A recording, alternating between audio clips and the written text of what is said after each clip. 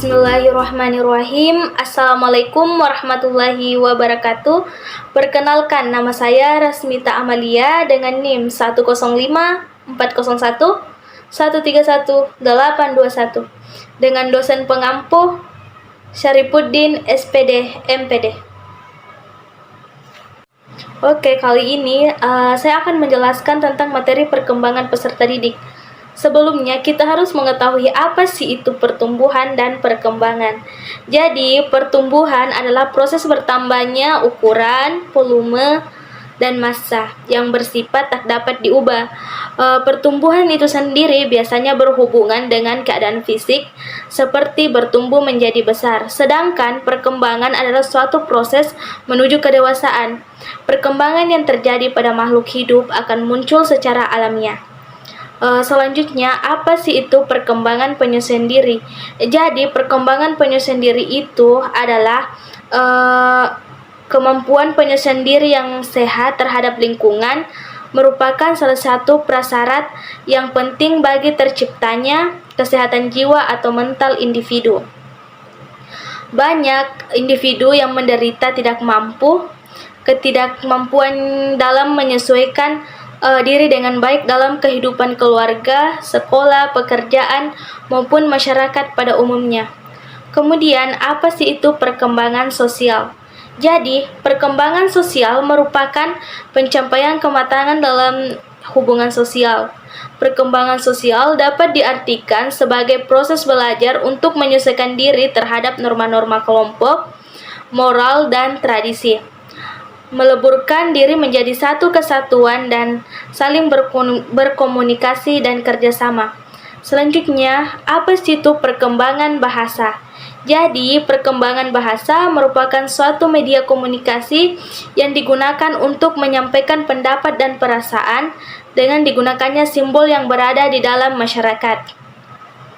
Perkembangan bahasa adalah proses berkembangnya kemampuan seseorang untuk memahami dan mengucapkan kata.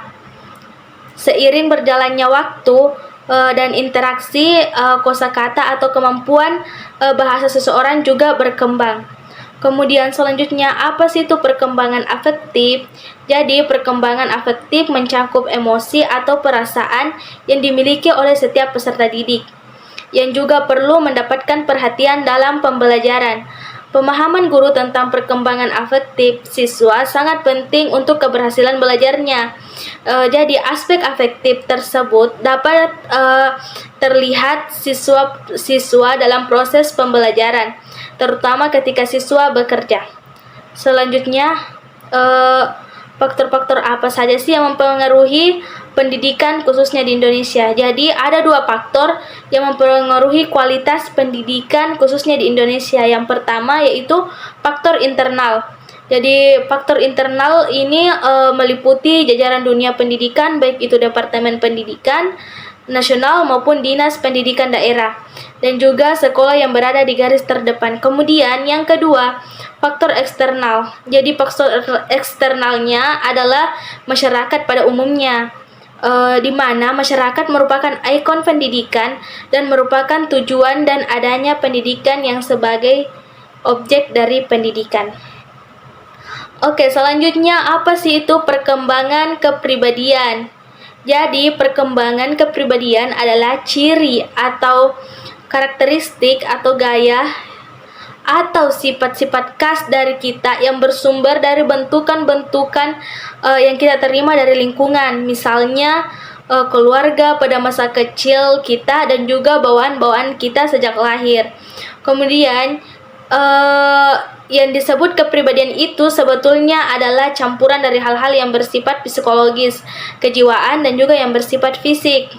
Oke, selanjutnya, apa sih itu perkembangan keluarga? Jadi, perkembangan keluarga adalah proses perubahan yang terjadi pada sistem keluarga, meliputi banyak hal, seperti perubahan pola interaksi dan hubungan antar anggota keluarga di sepanjang waktu.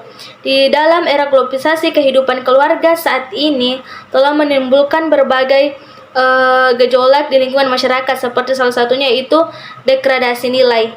Jadi degradasi nilai ini menyangkut penurunan atau degradasi berbagai nilai yang ada di masyarakat seperti yang telah dijelaskan sebelumnya. Dan akibat pengaruh globalisasi ini juga mempengaruhi bagaimana kondisi keluarga modern saat ini, yang kemudian dapat berkembang ke arah yang negatif sehingga menimbulkan krisis dalam keluarga tersebut. Banyak upaya yang dapat dilakukan untuk menyelesaikan krisis keluarga, ada dengan cara tradisional maupun dengan cara modern, atau yang sering disebut dengan cara ilmiah. Sekian pemaparan materi dari saya. Billahi fisabilil haq, fastabiqul khairat. Wassalamualaikum warahmatullahi wabarakatuh.